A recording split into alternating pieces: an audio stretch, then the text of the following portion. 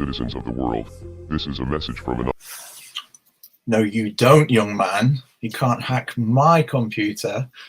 I'm sure they can, but everyone, welcome back to Priesthood Dispatches, the channel, the show. I'm PD, and I have some friends with me tonight so that we can discuss what has been the only topic people have been speaking about in the last few days in Mormon land, and that is the Mormon Church data breach. And to discuss that, let me bring in Nemo the Mormon. Hello.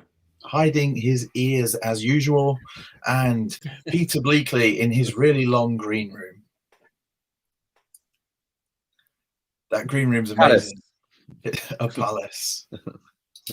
This is like a really dodgy COVID meeting. Like, anyway.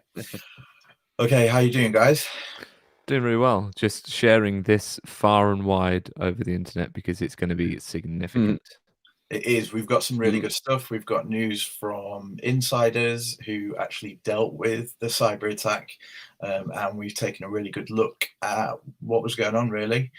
But we are expecting 21st Century Saints to show up anytime. I think those lasses might be running on Scottish time, which means once they've had a wee dram of whiskey, they'll be with us.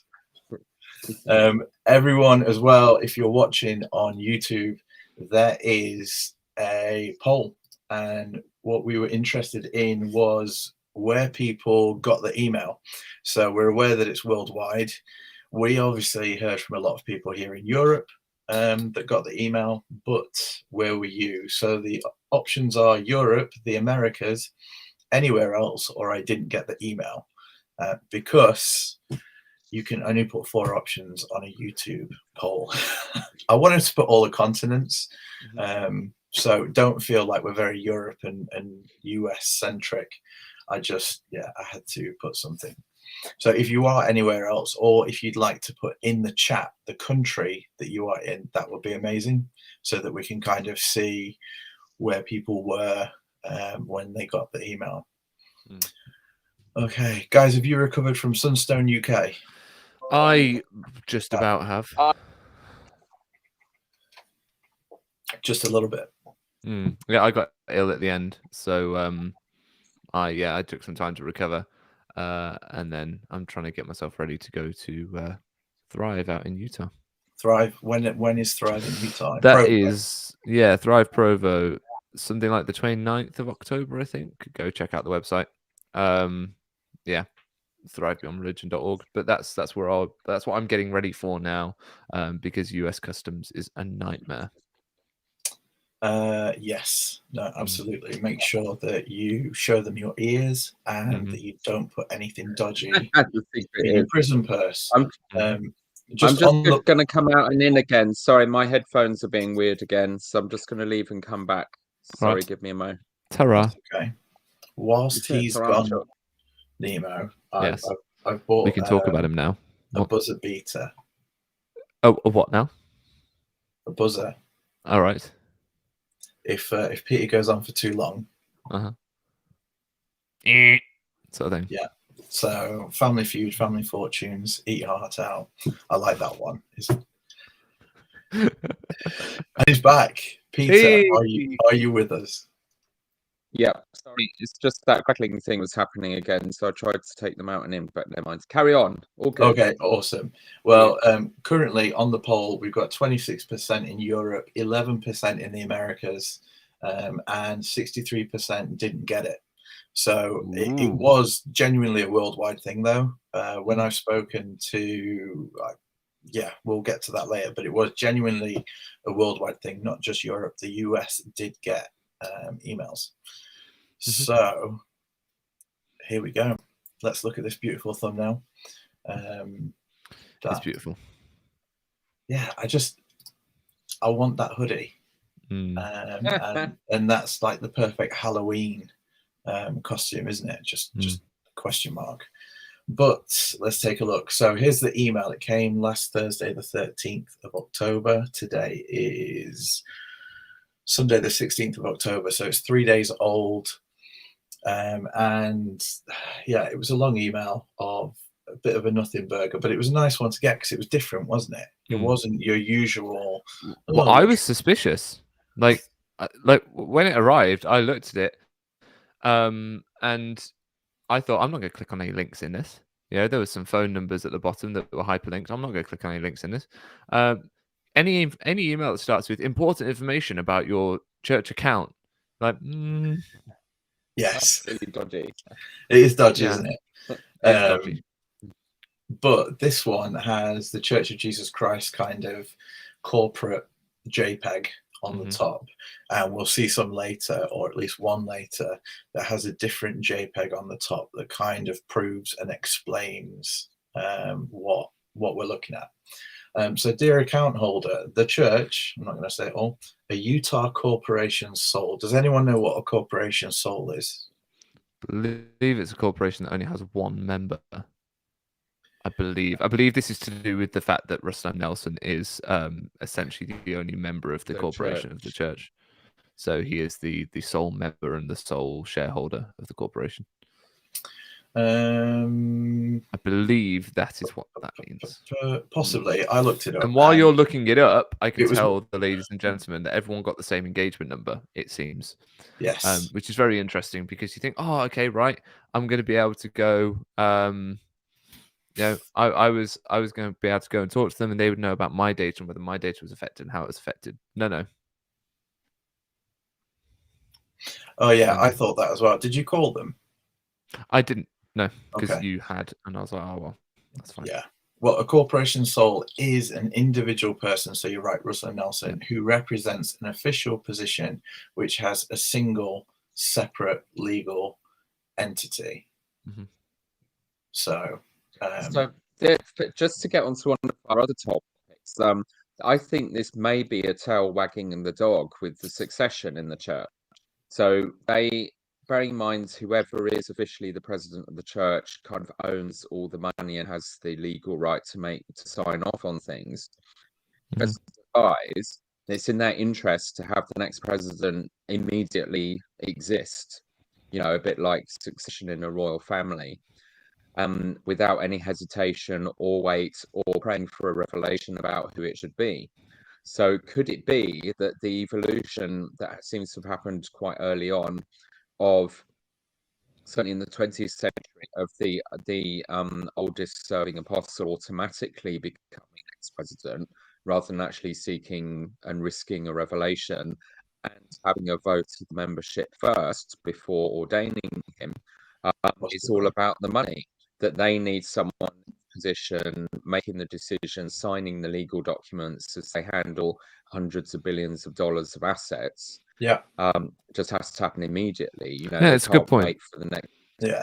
Well, so the royal be one of the reasons they rush it. The royal family are a corporation soul.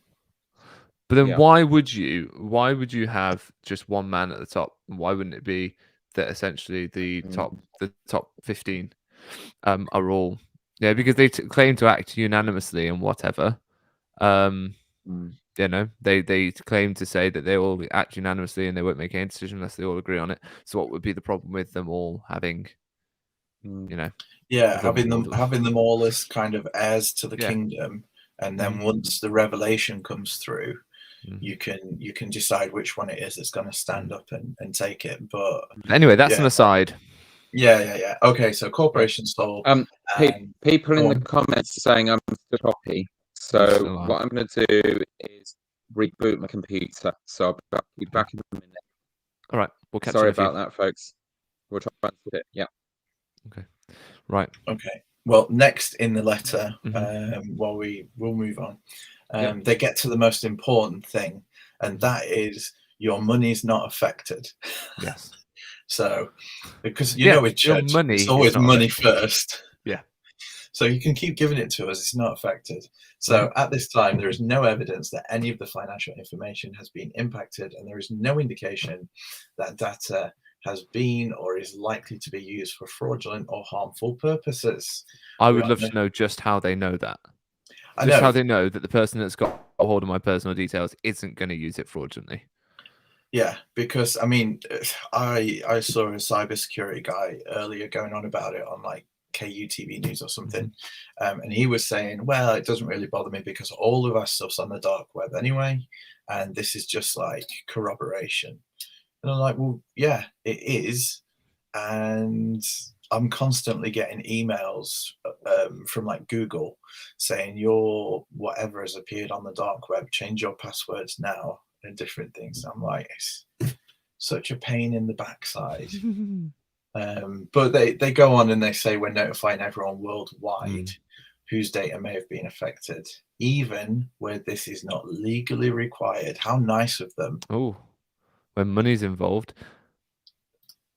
I like this one, William Charles. Why didn't the prophet foresee this? It's a good point, isn't it? I know, because it costs the church a lot of money to fix this. I'd love it. I'd love it if all this happened because Russell M. Nelson's password was "Rusty is the best prophet."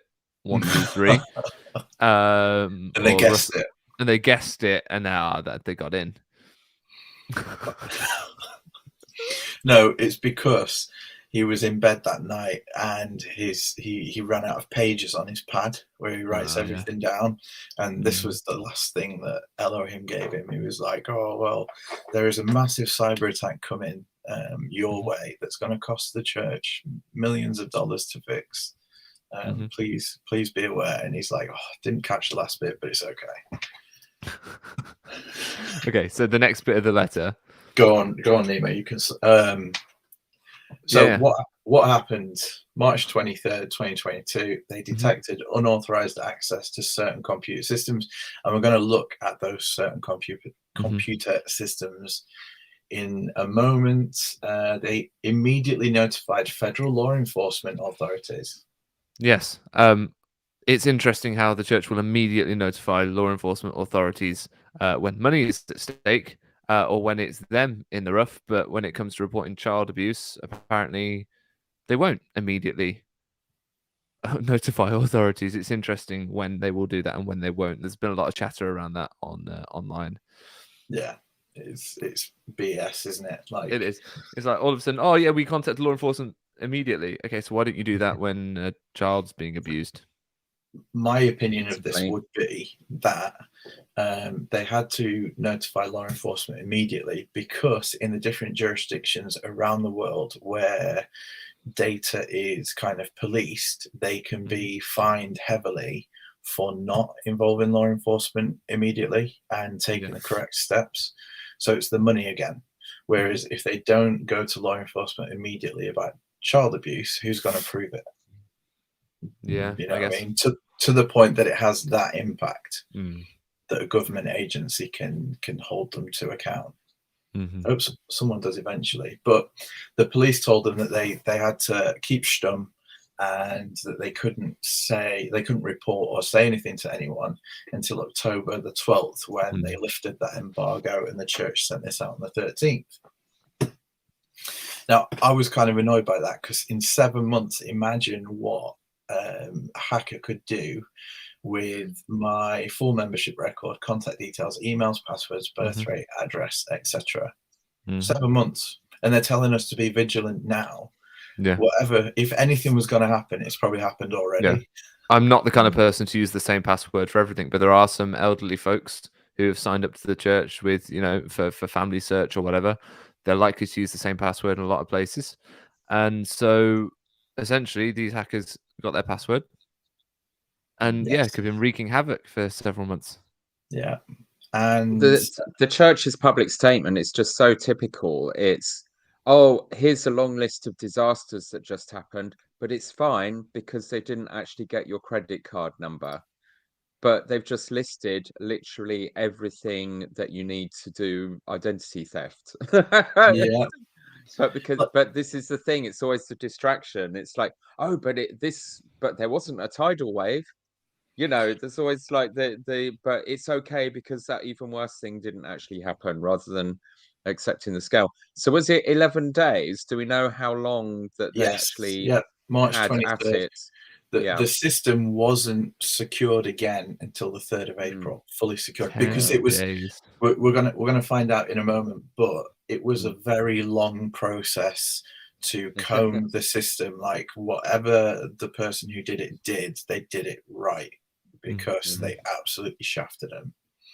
It was Mm. almost like a shotgun blast. It just And all went of us. everywhere within the system.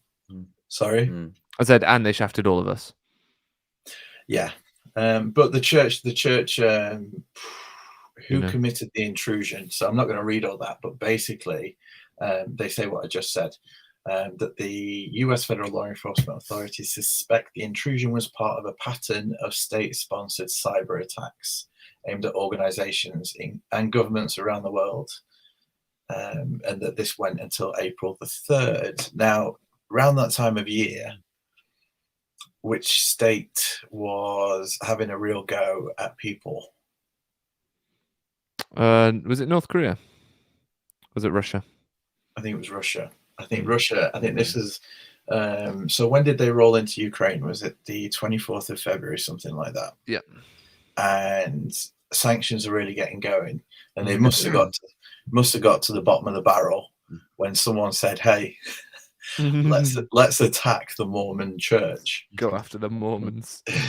But it might be that we know that Mormons are disproportionately represented in the Senate, etc., and that they knew that if they went after them, that was also something that would feed back into the government.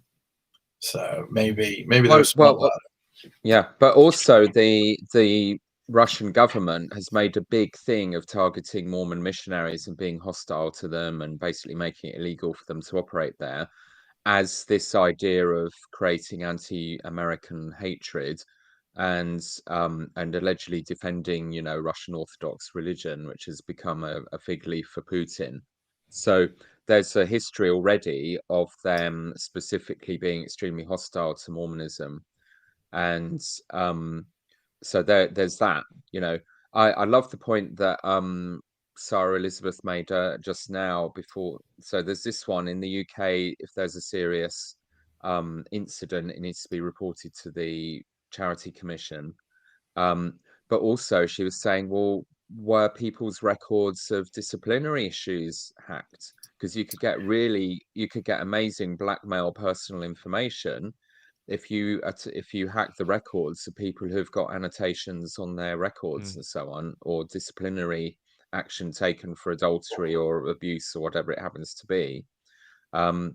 It's not just dates of birth and names and things that the church has records of. It has records of if you've been up to no good on a pretty epic scale. Yeah, and I think likely to be so that they got the full job. So if there were annotations there, because what this all is, if don't imagine a piece of paper being your membership record anymore. Imagine a whole kind of Excel spreadsheet with information, and at the highest levels you can see all the information on the spreadsheet. But then as you go down the levels in the church, the amount of pages of that information that you are authorized to see becomes less and less and less, until you get down to the actual member who does see that kind of one sheet of paper with their name and address on it and membership number. But in the system, there will be all of the information. So they're not going to say here in any annotations, because then everyone's going to be like, oh, what are annotations? What annotations are you talking about? Yeah. Well, yeah, Doug Patriarchal Vincent makes a blessings. great point. Doug Vincent makes a great point in the chat saying, I wonder if the Strengthening Church Members Committee records are also hacked. I'd say that would be attached to electronically attached. In which case, record. In which case, I might have to go onto the dark web, find the person that did this, buy them, and get hold of my Strengthening Church Purchase Members your Committee records that way, because the church won't give them to me. Yeah, no, absolutely. That's interesting. You could probably buy them. Yeah. You know what I mean? Can I buy everything under Nemo the Mormon for like 50p? Yeah. So what are we doing? They've been working with external forensic experts and the law authorities, but basically they've notified all data protection authorities they need to, and they've noted down here in this paragraph just at the bottom where CHC, which is the kind of acronym that they're using for the Salt Lake Church, that their representatives under Article 27 of GDPR is based, the supervisory authority in Germany. They use that as the example. And basically what that means is under GDPR in Europe, Article 27 says that anyone who stores information on or data outside of Europe has to have a representative inside of Europe to supervise that data that is all over the place. So they have one in Germany, who we know well. Mm. Ooh, we'll come back to that. What can we do? Nothing. So hang on a minute. CHC, is that Church of the Holy Concubines? What does CHC actually? What does that stand for? I'm trying to work it out. I think the last word might be corporation. Yeah. Because they're here making. It's so weird that they say the Church of Jesus Christ of Latter-day Saints, a Utah corporation soul. Why are they telling me the legal designation of the church?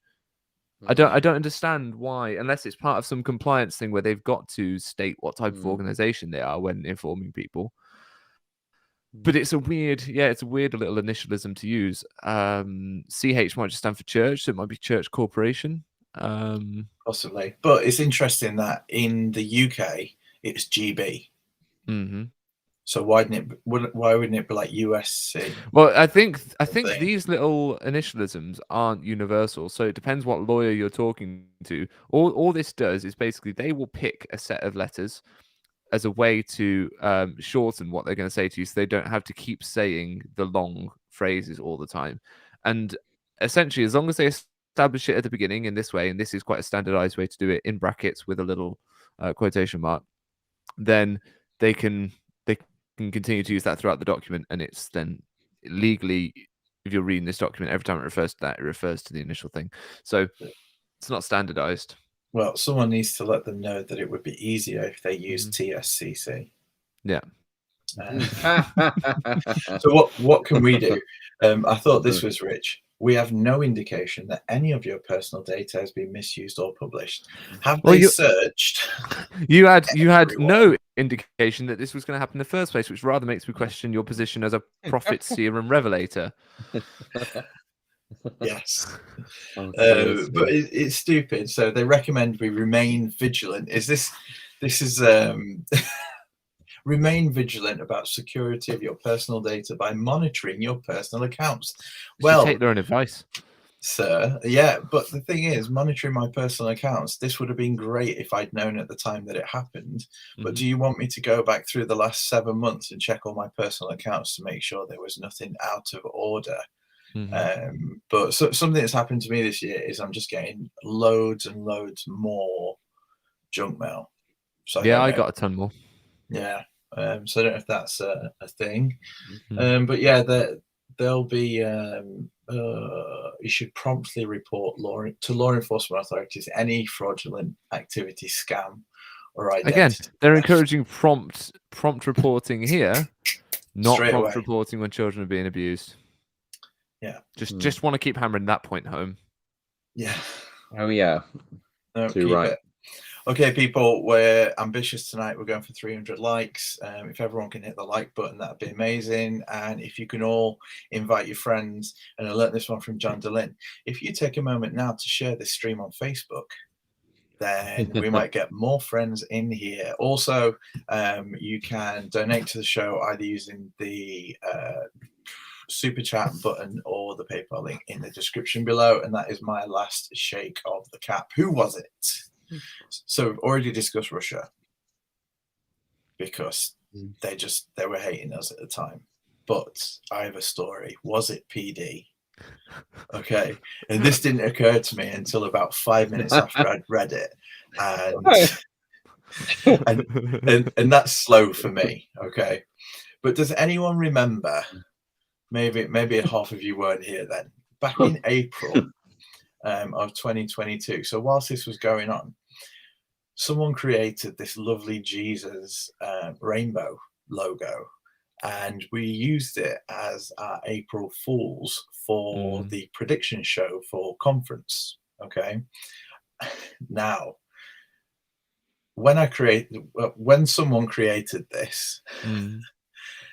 someone also contacted a group who you saw at the top of the show by the name of Anonymous to see if Anonymous might be able to access the church website and change all the logos for this logo. I'm sorry, how Because- does one contact Anonymous? Is it just like anonymous@gmail.com? Like, how? No, there's a very specific email address, and Okay. the email, when I went to look for it, is gone. Like, I know this is all coincidences, but the Mormons base a whole church on coincidence, so I am going with it. Okay, so the email's gone. There's no longer a sent email to Anonymous. You know, erasing the paper trail there. Thank you, head nod. If you're watching, well done. But yeah, I asked them to put this everywhere on the church website, which they didn't do. Boo. But it was also the time that that the church got hacked. So very coincidental. I know correlation is not causation, but I'm going to go with it. I'm feeling the spirit. It was either Russia or me. It confirms to me that this is true. Yeah, and that is not a legal statement. If the federal authorities want to come and get me, I would deny everything. There is no paper trail, and this could just be bunkum. Okay, what happened? So this gets a bit complicated, but I had a very nice person contact me a few days ago, just after this all came out, and they were part of the team that had to clean this up. They no longer work for the church, but they were part of the team that asked not to be identified, which is fine, because the information they gave was absolutely out of this world. So the hackers had access to the Active Directory system for 11 days. The Active Directory system is the overall kind of file that holds all the data. Okay, it's active is nothing to do with kind of going to church or less active or anything like that. It is just the active data. And the four kind of parts of that data that were affected were contractors, so people working for the church, employees, people working directly for the church, so contractors more, subcontractors, you know, other companies, employees, members, and friends of the church, which seems like a really weird thing to say, because friends of the church, like, what are they? Weirdos? So basically, anyone, Ruth Heath makes a good point. Basically, anyone the church has got in contact with or has ever encountered, it has kept information about. Yes, so if you're tangentially related to the Mormon church in any way, you possibly were affected by this. Yeah, basically, anyone with an LDS login or a family search login. So not just, you see here, this is the same email. Or who is married to someone with one of those logins. Yes. Or and that's a family member. We have heard of that. I was hoping Jane would be here to tell us. But Jane has heard of part member families where the husband received the email and he's not even a member. So Jane sends her apologies. She's got a migraine, poor thing. So I've told her not to worry. Healing vibes. We love you. But members and friends of the church, these are the ones that are interesting because this is us. We'll speak about employees and contractors in a moment. But members, now some of you may think, that's not me because I have had my records removed and no longer a member of the church. Why do this? Especially the French guy from Hello Hello. Yeah, well, because you have to do a French thing when you're feeling very kind of smug. Yeah, but you're wrong. Listen very carefully, Marco. He will say this only once. Yeah. So members, active and less active members, and members who have had their records removed, because your records have not been removed, they have been moved.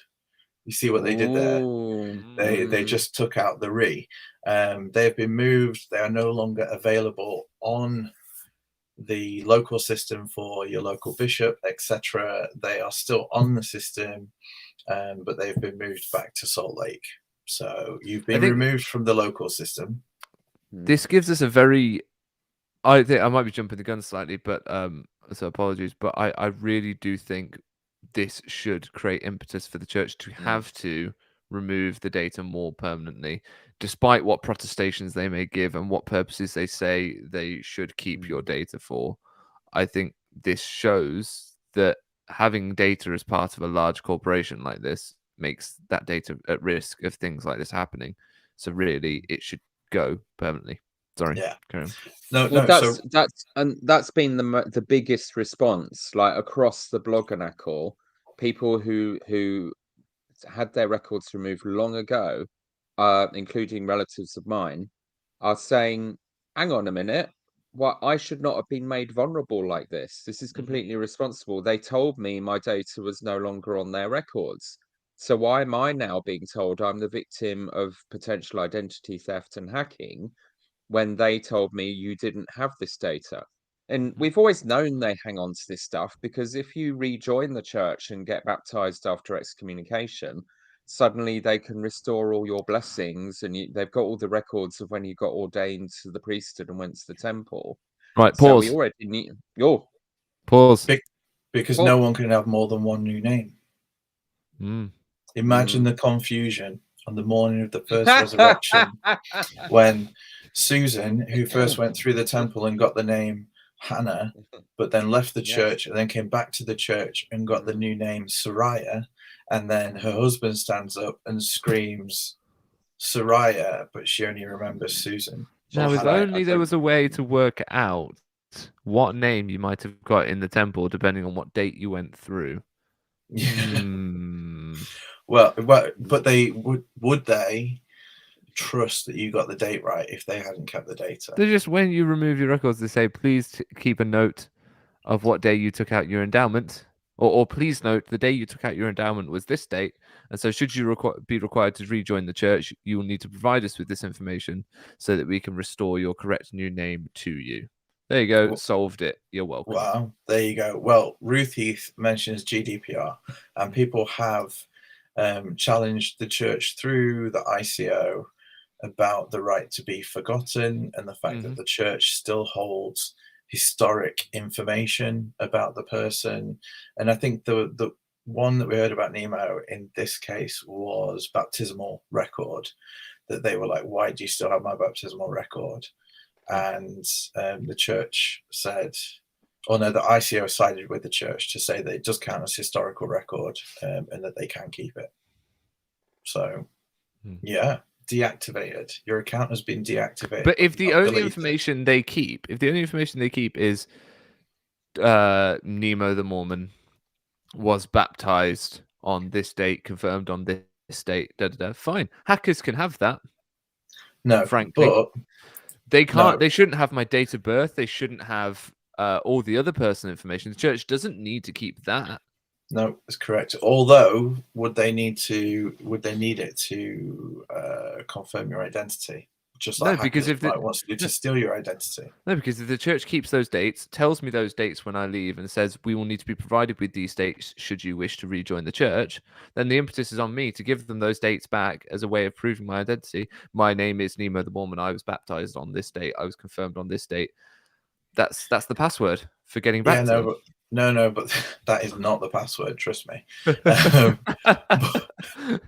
But the point being, the church is very litigious, and the fact that you could remove your records, and then someone on the other side of the world with the bishop that no one knows could then go and say, "I'm Nemo the Mormon. This is my baptismal date," and then have all of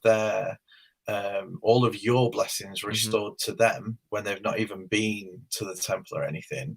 But only if they know all those 4 specific key dates, or 5 if you're a man, when you got your priesthood. Are you telling me that if you forgot those dates, you'd have to do it all again? Are you telling me if you forgot your signs, symbols, and tokens, God's not going to let you into heaven?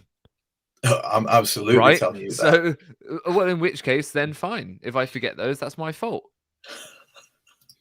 I don't need the church babysitting me in my salvation. Okay, let's move on. But let's just say, if you remove your records from the church, they're not removed. They may be shortened slightly, but they're not removed. I'm going to have to change it now, Doug. Nemo's password Just keep swimming. 1, 2, 3. Nice. Nice. So, friends of the church, this one was interesting because we had heard of non-members getting this email as well. When I asked the guy from the church IT, he said Family Search especially was one of these. If there are any non-members who have a Family Search account, it is they will have got it as well. And taken from Reddit today, here we have a copy of the email again with Family Search on the top, and Family Search being mentioned all over. Family Search International, a Utah nonprofit corporation, FSI. So this is why it's gone beyond members to friends of the church. And he also said that it is possible for very overzealous ward clerks to be entering non-members information, such as part member families, the kind of the husband who's not a member, his details can be entered into the computer as well, into the system. So it is not just those who kind of had a church account, even though this is an interesting thing. On the church website, on Newsroom, they've got a statement and frequently asked questions about church account data incidents. And they say in there, why did the church have my data? And that's point 6. It says the personal data involved was the result of a creation of an online church account or the result of employment with the church. I think that's a lie, because we've seen here Family Search. If you weren't a Mormon and could create a Family Search account, if you were a zealous genealogist 10 years ago before Ancestry and different things, and you went to Family Search, well, that's not a church account. You wouldn't know that that was related to the church in any way. So it's not correct what they've put there in the FAQs, but that's just nitpicking. But these were the people who were affected. So what something I was curious about is the word friends was triggering, because the official terminology now for investigators is friends. So that got me thinking. So these days, when we were missionaries, we'd have an area book. So it'd be a little fold ring binder with loads of pages in, and it would have all the contact details and information about families or individuals that the missionaries had been teaching. And it had a lot of data. And I remember when we had our state data protection training with GDPR rules, there was a lot of worry about the fact that basically missionaries were not going to be allowed to have those anymore. We couldn't even give them ward lists. It seems there was some back and forth about that. But the missionaries, as far as I know, now do it all electronically. They work through apps online. So I'm assuming that they don't have a physical area book anymore. They put all the contact details of correct me if I'm wrong, anyone, of the non-members that they are teaching or contacting and getting details from, all of those addresses and emails and contacts, particularly now they're online missionaries more, they'll be getting people's emails. So presumably that all goes to some kind of centrally managed database for all the missionaries. Did the hackers also get access to all the details of investigators?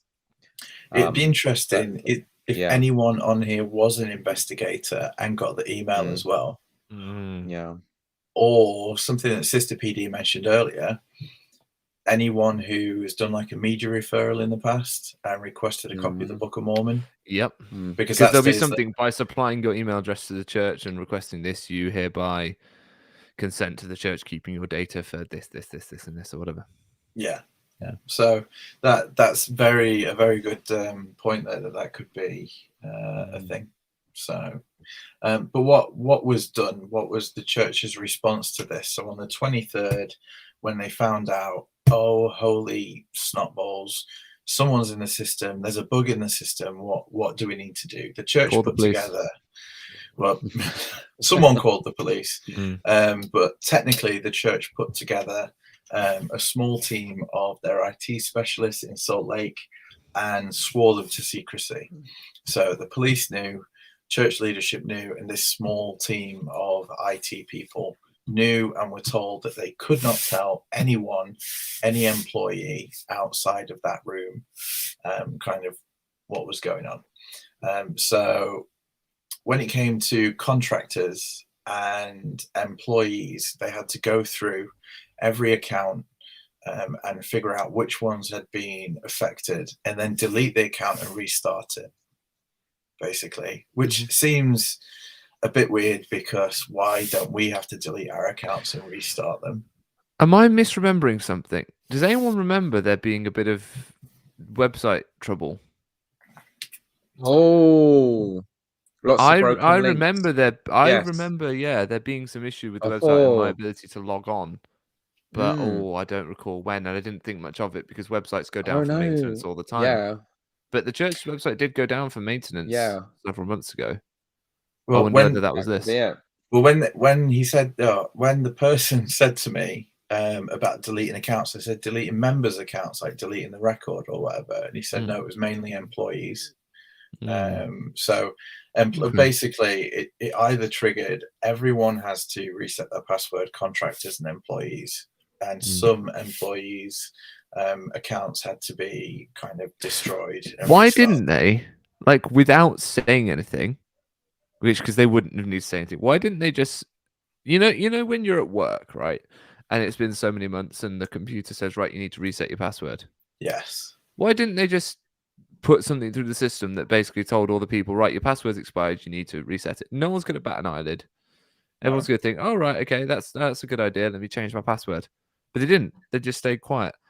I've got someone sent me their response to the church. Someone responded back. They said, yeah. So they said, to the church's letter that got sent, they said, so less of a personal intrusion than what a bishop might ask a teenager about their private parts. Don't worry, this breach is the least of my in the least worries regarding church members' welfare. However, thanks for bending your neck to send this email despite not being legally obliged. Wow. That's a pretty good response. Yeah. Sorry, carry on. Despite not being legally obliged. Yeah. So anyway, yeah. So they had to go through. Apparently, it was a really expensive process, because whoever did it, they were saying usually a hack, is in and out. They come in, they get what they want, and they leave. But they had 11 days inside the Active Directory system before they could get rid of them, and before they could say it was secure. He said the small team spent 3 weeks shutting down hundreds of systems to lock it down and secure it, and then they had to scan them all for malware and delete the affected accounts. So there's just needle in a nuts, haystack type stuff. Yeah. Because it just went everywhere. It was like all over the system, which it's just crazy. But they spent all that money and did all that work for their contractors and employees. But when it comes to members and friends of the church, we got an email sent out 7 months later because law enforcement told them to be quiet. And it's the thing, I'm sorry, Marco, but he's saying in the chat, they couldn't arouse suspicion. Asking people to change their passwords won't arouse suspicion. It's a standard thing that many people go through regularly, is that accounts will say, you need to change your account. You need to change your password. It's been too long. Yeah. It's just, it wouldn't arouse anyone's suspicion. Or, here you go, this is something that could have not aroused any suspicion at all. Russell M. Nelson could have stood up at that conference, because it was right before conference, and rebranded everything and said, because we've rebranded, there's a new website. Everyone move over to this website and redo all of your stuff. So, and in fact, if it had been a year earlier, it would have been the perfect time, because that's essentially what they did a year before. They rebranded. Because Russell M. Nelson came out and said, Mormon is a major victory for Satan. We're not going to use it anymore. We're going to give you a new logo, all that sort of jazz. Okay. It'd be a spy thriller about this one day that explains it all. Yeah. It'll be, Okay, so we've got 150 odd people here. We've got 43 likes. Come on, guys, shake for the likes. If we get to 300 likes, Nemo's going to take his shirt off. The poll. The poll is fantastic. We've got 69 votes, 19% in Europe. The America's coming in just behind with 17%. Anywhere else, 4%. If you ticked anywhere else, can you please let us know in the chat where that was? I know someone in New Zealand, as you posted earlier, Peter, Gina Colvin, got one. And 61% of you didn't get one and said that you were safe. So, so I didn't get one that I've noticed. So I'm an excommunicated member, but my wife, who is still on the records, did get one. I got one. My mother got one and contacted me and said, "Oh, what's going on here? I don't like the look of this." Yeah, I got one, but Sister PD didn't. So, which seems random because our church accounts will be closely linked as spouses. I'm not aware if there's any pastoral care that's been given to members over this, because some of the elderly members who've received this email will undoubtedly be quite concerned by it. Yeah. So well, Neil Acton, as a church employee, you have to change your password every 6 months. And that's just... And they could have just done that for members then going forward, just make members change it every 6 months. You know, and then it's just, okay, right, this is just part of the new world order now. Yes. The new world order. So we've got church employees in the chat pointing out they do have to change their passwords every 6 months. That's the standard practice. Yeah. So the church very kindly gave us all loads of phone numbers that we could call. This is the bottom half of the email that we haven't been through yet, but it basically gives phone numbers for in the United States, outside the United States, United Kingdom, Brazil, Philippines, Australia, and New Zealand. What I love is that, like, after all these things, they put BT. Now, I assume for the United Kingdom, that's British time. Yes. Right. Why are they telling the people in Australia when it is open British time? It's not helpful to them. They're like 10 hours ahead. No. So we've got British time. Brazil is Brazil time. Philippines English is Batty time. Butty time, sorry.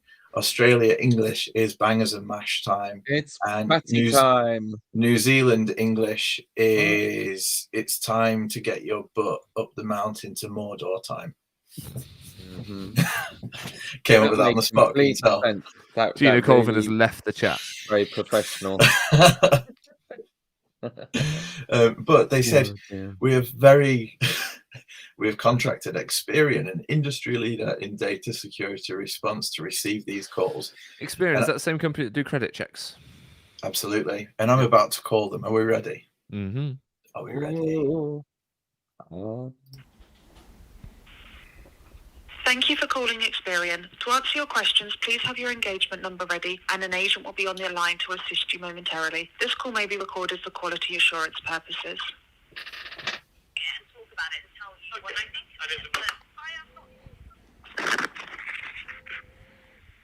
Hello. Hi, you're through to Experian. Mike speaking. How can I help? Hi, yeah, I've had an email from an organisation that holds my data saying that they have had a data breach, and they gave me this number to call. That's right. Do you have your engagement number, please? Bear with me. Just let you know I'm recording the call as well for future reference.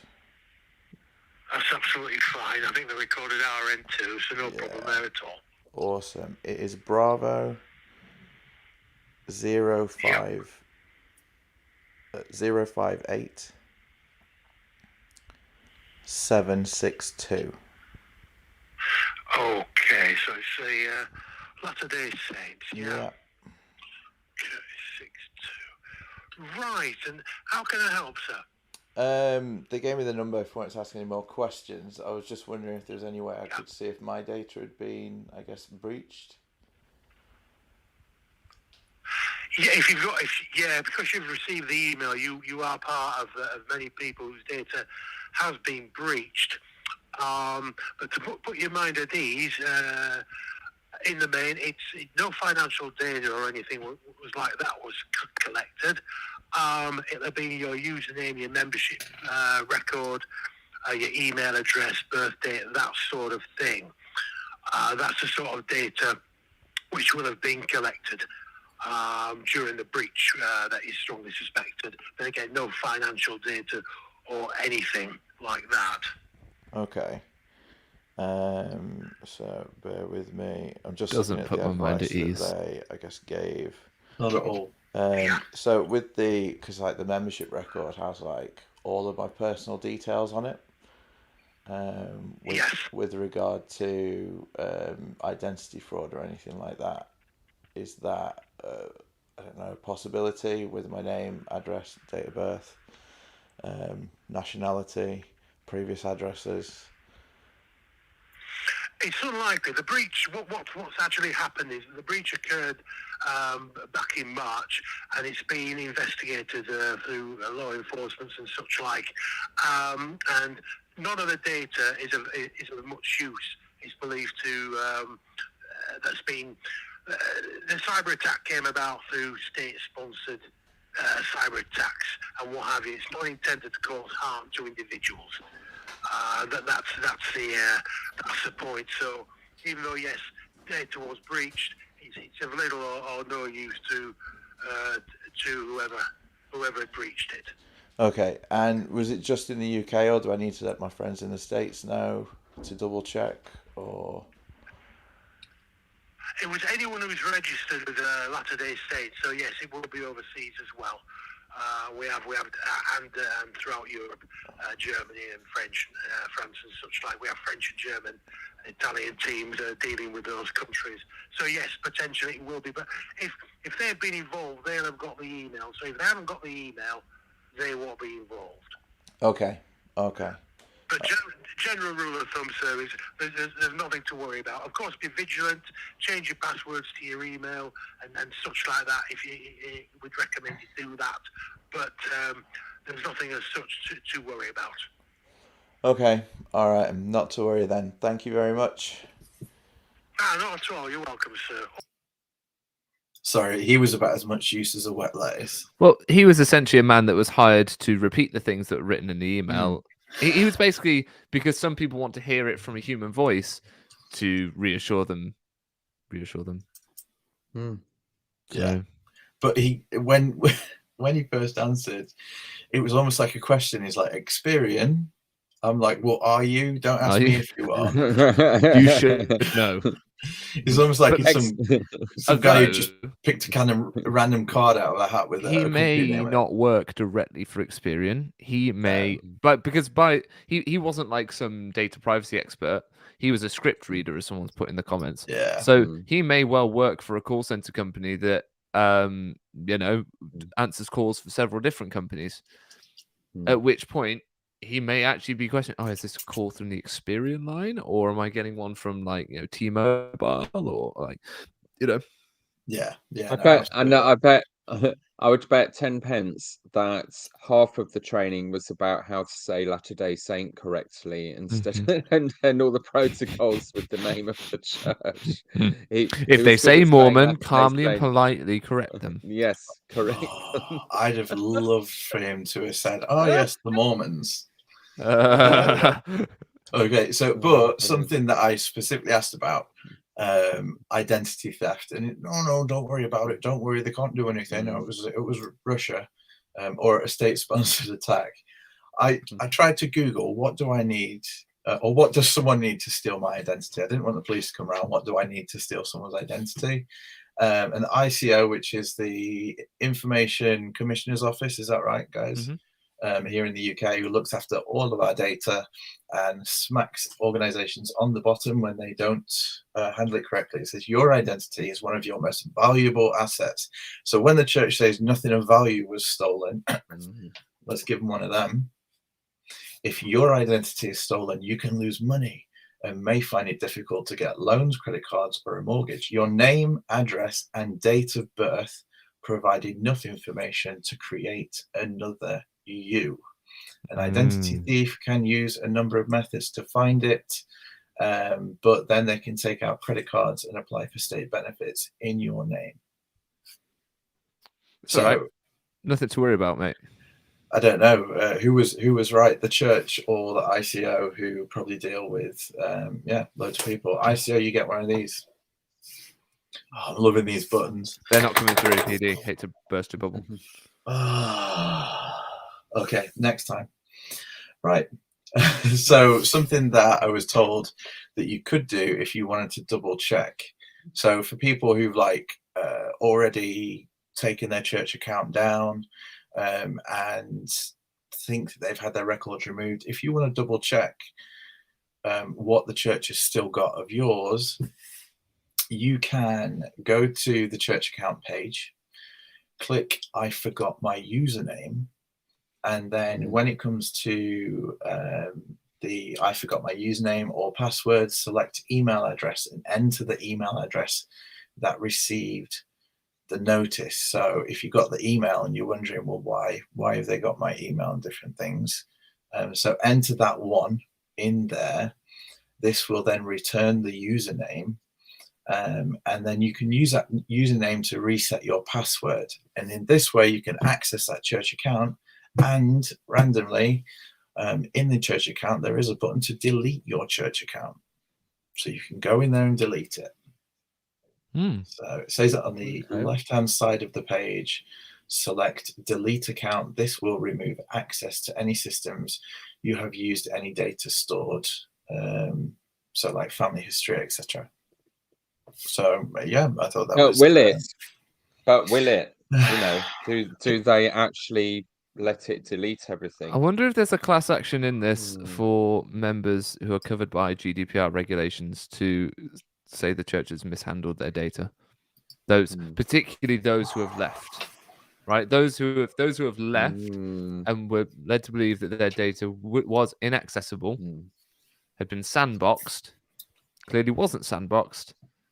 They should show the church has not handled their data responsibly. And I'm going to keep pressing that point because I thought of it live on air, and I think I'm a genius now. Is that all the church needs to keep about you in order to restore all your blessings is the dates on which you received church ordinances and your full name. They don't need to keep any of the stuff that would make you vulnerable to this kind of attack. They don't. Yeah, they like just your don't email. need to keep it. Like your email. They don't need your email address to restore your membership to church. If you want to become a member of the church again, you can find the information of a local church leader, get in contact with them, say, I resigned from the church. I'd like to become a member of this church again. Oh, certainly. What's your name? Well, this is my name. Oh, and you happen to have kept a record of when your ordinances were given to you? Yes, I was told to do so, just in case I wanted to join again. Here they are. Oh, perfect. Did you keep that? Oh, no, I didn't. Sorry, I was really angry at the church. I just tried to forget it. Oh, well, I'm sorry, sir. Then you're going to have to start from step 1 of Snakes and Ladders. I really don't think they'll do that. Right. I swear they'll have it. It will be somewhere. They will do their best to bring it back. Well, I'm sure. They can bring it into doctrine. If the law compels them to have to act this way, they'll bring it into church doctrine that those that leave the church must undergo brand new things. Their old new names wiped off. They're given a brand new name, and they've just got to go through the system again. No, they'll just track the email. They will look for the laziness. Email they sent you. It is laziness on the part of the church to put my data at risk in the name of them not having to put me through ordinances again. They're going to make me wait to go through the temple for a year anyway. They could use that time just to give me the ordinances again. It's just laziness on their part and an inability to let go of control of me as an individual in this hypothetical scenario in which I'd left the church. That is the problem here. Yeah. And as I said, that's been the biggest sort of response from people online is, you know, how many people who left years ago have suddenly got this email. Then it's entangled them again. You know, they're in this quantum entanglement where however far away from the church they get, they're still completely on the records and vulnerable to hacking because they once were Mormon. I mean, that's it. Yeah. Well, as demonstrated in this amazing diagram in the background, carefully chosen by priesthood dispatches to represent quantum entanglement across the vast distance of space. What are you on about? Oh, you mean this is the background's like a trolley The backdrop, thing. Like, it is. It's quantum entanglement. We are all in the net. Yeah, and we are. Very like, good choice. The church, the church will never not have something on you. Once you touch it, it's like cheese touch. You can't get rid of it. If anyone understands that reference, you've got children, like mine. But it's like you've got lurgy. Yeah. you know what I mean? Yeah. So you can't get rid of it because or no. In a biblical sense, you've got leprosy. Because you've got it, although that's not passed on by touching. No, these are really bad.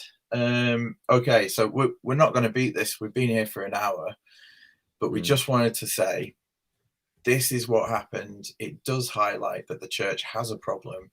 One, with data security, and two, with just holding on to too much data. They're just hoarding it. You know, the church has a hoarding issue. They hoard money. They hoard your information. They hoard your time, and they need to stop it. And your data. Well Can I just ask, Nemo? So something I've said in my podcast is like they could hire Bill Gates. You know, you can't even do a search on the church website. If you know, I was sitting in Gospel Doctrine today, trying to find a word in Jeremiah, and there's no way to do that I've been able to work out on the church apps or the website. You know, if you do a search for a word, if anything comes up at all, it's all these incredibly obscure references, nothing obvious. And we've had Keith Erickson and Brad Wilcox both comment publicly about how useless the IT search engine even is and how things are constructed within the church website. So they could afford to hire Bill Gates because End Time Peak is twice as big as the Bill and Melinda Gates Foundation. They could hire Bill to provide them with watertight IT, and he would spend the money curing malaria. When you were talking to this insider about how the IT systems in the church work, what impression did you get, or what did he tell you about the level of competence and whether it's all held together with bits of sellotape? PD. Well, we didn't really speak about much outside of this. It was like 2 a.m. in the morning here, and it was via text. But what did come across was the fact that, it does all seem to be like a granddad system. So because the church has been here for so long, you start off with, and other corporations are like this as well, but seem to have got over it. You just constantly adding to and adjusting the previous system, and maybe not updating in certain places what needs to be updated, and that might have been what led to this breach. I don't know, but what I would say is I'm sure the IT department at BYU does a great job, and I'm sure there are many IT professionals who come out of there with fantastic degrees and go on to do fantastic things. But if you want to work for the church, they've cut down their pool of possibility, like their pool of candidates, because you can only have, surely, temple recommend holders working on like these systems where they will have access to all this data. You know, how can you outsource that? Yes, this is the problem. Is like if everyone has to be church broke in order to work for the church, then their talent pool is massively cut down. Can I just respond to something that Bonmar Martin said in the chat? That basically this is, again, I want to cut through as many possible reasons or excuses that the church gives as to why they need to keep hold of my data if I were to leave the church or be excommunicated from it and then request my right to be forgotten under GDPR law. The sin will be have to be repented of for baptism. So they hang on to a record of that. They put it on your record so that when you come back, they're like, okay, no, you did this. You need to repent of it for.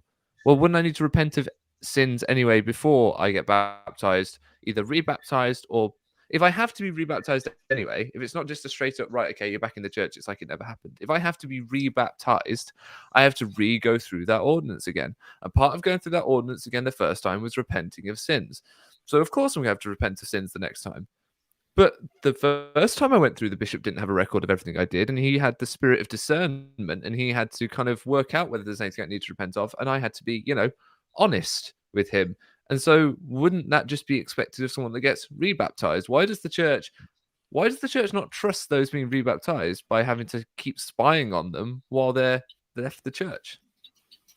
So that crock of nonsense. Sorry, not you, Yeah. Martin. You're just quoting what the church would say. It's not your fault.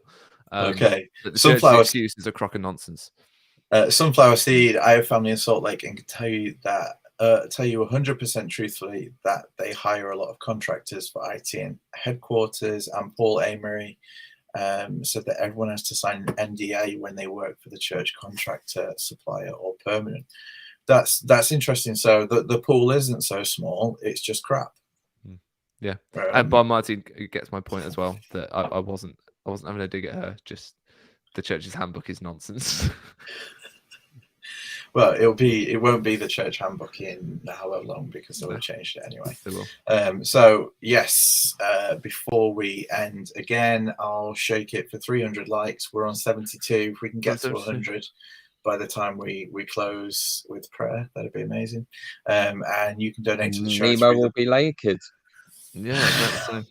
Through the PayPal link or super chat or super thanks whenever you are watching this. But I just want to say, guys, thank you for being here. The poll looks like the majority of people who are here tonight did not get the email. 60% of people here of 100 votes. So if you're here and you've not voted, go and do it now, because I'm about to close the poll. They didn't get the email, those 60%. 19% were in Europe, 17% in the Americas, and 4% elsewhere.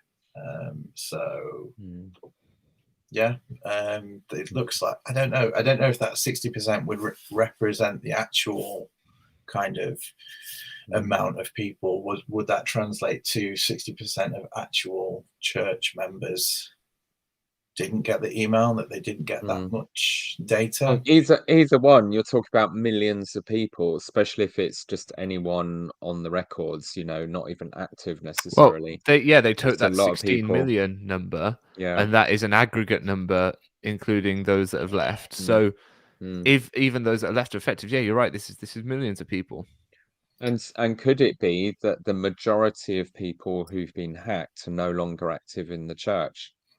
Because if our estimates are between 3 and 4 million active, so I think we have a sample bias because I mean, just for from our own survey, experience, yes, right? Yeah. But so what I'm talking about though is from this hack.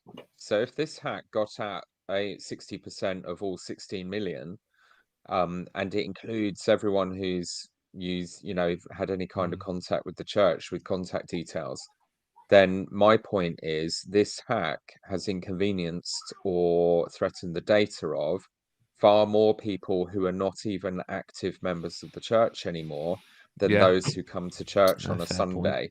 This church and how it handles data has become a liability to a vast community of people who were people not that don't told even want to be the church- associated with it. Yes, who are not told that the church was retaining this information in a hackable form. I mean, we keep hearing about entire governments and health systems getting hacked regularly these days. So we're kind of perhaps slightly less shocked by that. But the scale of harm and irresponsibility here in the 21st century again, and why are we surprised? I mean, no one was. So many people were saying over and over again in social media, oh, it turns out the church lied to me and they do still have my data after I asked my name to be removed. But I'm not surprised. They just know that these people lie. But don't let that turn you complacent, people. Say something. If you're an EU citizen or a citizen of the British Isles, then say something. Because the ICO need to know. Fantastic. Marco, stop trying to burst my bubble and ruin my dream. 300 likes is realistic over the lifetime of the video. Tonight, we want to get to 100. We are at 85. If you've not pressed the like button, what are you doing? These gentlemen above me have been fantastic. And over the next week or so, we will hit 300, because everyone watching right now, live or not, is going to hit the like button, which is fantastic. And if it gets to 300, we'll film an extra bit and put it on of Naked Nemo. There you go. Naked Nemo. With the headphones on, though, obviously. No, with his headphones over. No, that has to be like... If he's going to take them off his ears, it's got to be at least 1,000 likes. Come on, don't sell it short. Okay. We've only got one Nemo. We're done, guys. We're done. Okay. On that note, Naked Nemo, we're going to see you later. Everyone have a wonderful end of your second Saturday, whatever you're doing, wherever you get this. Catch us on the next one, and we will see you later. Bye. Bye.